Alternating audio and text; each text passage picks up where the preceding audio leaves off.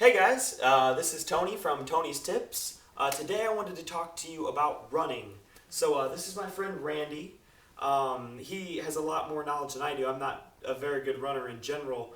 I have done some like triathlons and stuff like that, but I just don't have the same knowledge base that Randy does. So you can go ahead and introduce yourself a little bit. Well, I'm Randy, like you said. I'm an ICU nurse here in Fort Wayne. I ran for about 10 years. I ran in high school and here at IPFW University for the cross-country team. And I would get injuries all the time, even from the very beginning, just running 3 to 7 miles a day. I would get a ton of injuries. Eventually I built myself up and I gained some knowledge, even through nursing school, to prevent those injuries. And I was able to accomplish 12 to 20 miles a day, every day, for 7 days a week. So I'm going to talk a little bit about that kind of stuff. It's the kind of stuff I taught my athletes when I was a coach. I coached middle school, high school, and college levels. So basically, the most important areas is form. When you're running, you want to have your arms nice and relaxed. We'll go from head to toe to begin with.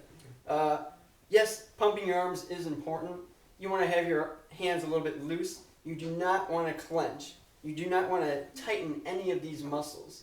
They call them the accessory muscles, the muscles around your rib cage and shoulders that we use to breathe at a rapid rate, especially when we are in oxygen debt.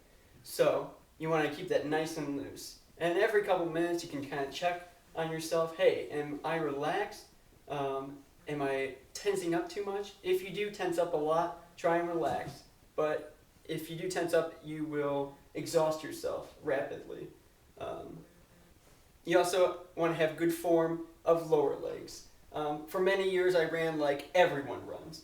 I ran from heel to toe, and you run like this, and you're not even thinking about it. And you're in trainers, and every time you stop down, the vibrations go all the way up to your lower back, and that puts injuries in your knees, your hips, your back, your ankle, everywhere. It can cause stress fractures, compression fractures, do all sorts of things, hurt your tendons, ligaments, cause permanent damage. So I read a couple books about running, and I learned that the best form was, and this is what really helped me in my last couple of years of running, to help prevent all kinds of injuries, is to run more on your toes. Run like a sprinter. You want to run on your toes. It puts your feet underneath you if you're running on your toes, and it sends the vibrations outward.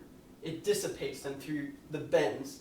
It bends, dissipates, and it doesn't cause any injury. Now, eventually you will get tired. Your muscles in your feet are probably atrophied, which means in Latin terms, without muscle tone. As children, unlike the Kenyans, we were put in sneakers right away, and those were to protect our feet and to give us full support of our foot. When our feet get full support, then they have no ability or potential to grow muscle. So it's like having a foot or any kind of body part in a cast. You can't use it, therefore your muscles are gone. You don't use it, you lose it, kind of theory. So all your muscles in your feet are pretty much atrophied. They aren't there. You need to build them. So when you run on your toes to begin with, it will be very sore.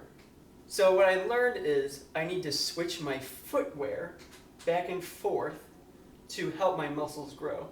So one day I'll wear what I call flats. And this is just a random retired shoe that I ran a lot of miles on. It has no support at all. It is completely flat inside. You run on that, and that allows your foot to start growing some muscle because it's forced to make its own arch. It's forced to grow the muscles so that you can walk on your toes, so you can run on your toes. But then the next day, the following day after you do one workout in flats, your foot will be sore. You want to rest that, so you want to go back to trainers. And trainers will give you that support again, so that your muscle grows and heals. Then you can go back and alternate back and forth. It's important to listen to your body too. If it feels really sore, just take a couple days off, take a day off, just relax it, maybe ice bath, kind of help heal that a little bit. You can go to like a local running store and they can fit you for what kind of trainers are best for you. Everybody has a different foot, especially when everyone's foot is completely atrophied. Some people's foot have no arch at all because they have no muscle there. So their feet kind of go this way. They start to pronate. And some people have no muscles over here, and the arch is so large that it kind of supinates. It goes back this way. So you can ask what kind of foot you have to get a good shoe to support it. Do you have this, or just a neutral kind? If you did have one of these kinds of feet and you kept using trainers and you kept trying to correct it with just the types of shoes and no actual muscle growth activities, your legs will eventually become bow-legged. They'll bend in and out. That's a severe case, though. So I did a little bit of viewing some videos and things like that talked about proper running technique. I don't know a whole lot, but generally they showed that the runner would come through with a full range of motion and try to land the foot in line with the rest of the body, which means that they wouldn't try to, for like a long stride where the foot goes out and away from the body. Mm-hmm. So maybe you can just talk about some of the things that we shouldn't do, because I know that if you're running longer distances, you especially don't want to be leaning forward or pulling your body back too far, trying to come back further than just staying upright. Is it okay, for instance, my toes point out, do I want to try to work to the point where I have a knee over toe with my knee coming forward? Because I know it's less efficient to run with toes out and things like that. So full range of motion is important for every exercise activity. And you can practice good form like that with strides, we call them. It's just like 100 meters where you run and you just focus on your form so that you perfect it in like a race setting or even a longer distance setting. So I was talking about stepping on your toes. Naturally, when you're in a sprinter form, you kind of start to lean forward a little bit, and that kind of puts your legs right under you. And then when you run, you also put your foot right beneath you to support all your weight in a balanced formation. So I wouldn't try too much to try and keep it even like this, because you'll be like this, if that makes sense. But what you say is very important. Range of motion and this form is very important to all running. So even the one foot becomes like the center of the body almost. Mm-hmm. Yeah, to support all the body. Because you wouldn't be like over here and you'd fall over. Okay. I don't know if guess that I makes didn't any think of sense. it like that, but that does make sense. Mm-hmm. I guess we don't see like the idiosyncrasies in our like running form and that sort of thing. If you run enough winter days, then you can see if someone's been walking or running, because this stride is so much longer and it just looks like one step. Okay. It looks like a hop almost when they run. Gotcha. Like that. That makes sense. I said it's important to step on your toes when you're running, and it's okay to go back to the heels, especially if your toes and your foot is getting tired. You just have to remember to stretch a lot and hydrate a lot. I guess that's important for all exercises, I'm sure. But after like 5 minutes of actual running, you need to stop where you are. When you feel warm, it doesn't have to be 5 minutes, it could be just when you start feeling really warm.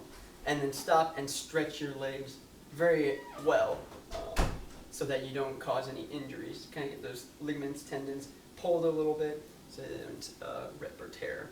And it's important again to stretch afterwards. And maybe you can go to Sarah's yoga videos for those.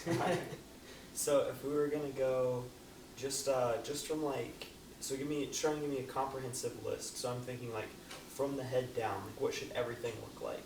Like the head, everything needs to be relaxed, right? The face needs to be relaxed. Yeah, the face needs to be nice and relaxed. I like to have my jaw open like this so you can breathe easily. You need to be staying up straight. You don't want to arch your back at all. Some people, when they get really tired, they arch their back and they don't realize it. You need to practice on your strides, on your formation, to pull your arms back, to open up your rib cage and let your lungs fully expand. If you lean down like this, you are compressing your lungs. That's what happens in severe cases of lordosis when the back bends too much, and some people, they are not getting enough oxygen, but that's neither here or there. So you want your arms nice and relaxed. You might even want them down here even. Like, what is that, like a 25-degree angle? Almost nothing. Just kind of relax those arms. And you will pump them a lot harder when you switch gears, we call it. When you kind of switch your speed. If you're in a race, like a 5-kilometer or 8-kilometer, you'll start out at a certain pace that you may want. You might be at like a 6-minute mile pace, and you want to stay right at that. But in the last mile, you'd be like, okay, I'm going balls to the wall, as I call it. And you want to go as fast as you can. And that's going to be hopefully faster than 6-minute pace if you can sustain it. And you might pump a lot harder and faster. But throughout most of the race, you want to be nice and relaxed. Head up, shoulders back, the rib cage is open. You might even have like a little bend in your back. All those spinous muscles will be flexed, like the lats will be pulled back and down probably. You'll try to relax this part of the traps, and then everything will be active and engaged back here. That way, the stomach is soft, and the lungs are relaxed. Yeah, exactly. And legs on your toes. Do you see any torsion? How much do you come across? You know, core muscles are very important for running. And it's, unless you actually hurt your core muscles or they were very sore, it's really difficult to tell that you're using them in running. You're like, I'm not even using these at all because they're soft. But every step is using core muscles. And you would know if you got hurt somewhere, anywhere in here, you would know right away. You'd be like, wow, I had no idea I used my muscles in my stomach or back so much until I got hurt. So it's very important to do core exercises all the time. Does that answer your question? Oh no, I was wondering how much you come across, like how much Torsion, actual yeah, twisting. how much twist. I don't think too much. I think. But you weren't completely straightforward because you did say that like in order for your foot to like trap in front of your other, you still have to twist your hips slightly. I think they're pretty straight for the most part. I think it's just your flexor muscles bending in and out. So more so, like going like that. Okay. Does that make sense? Yeah, no, it makes sense. All right, guys. Thanks for watching my videos. Thank you, Randy. Oh, Appreciate yes. it. Thank you, Tony. And please consult your doctor before doing any extreme cardiopulmonary activities.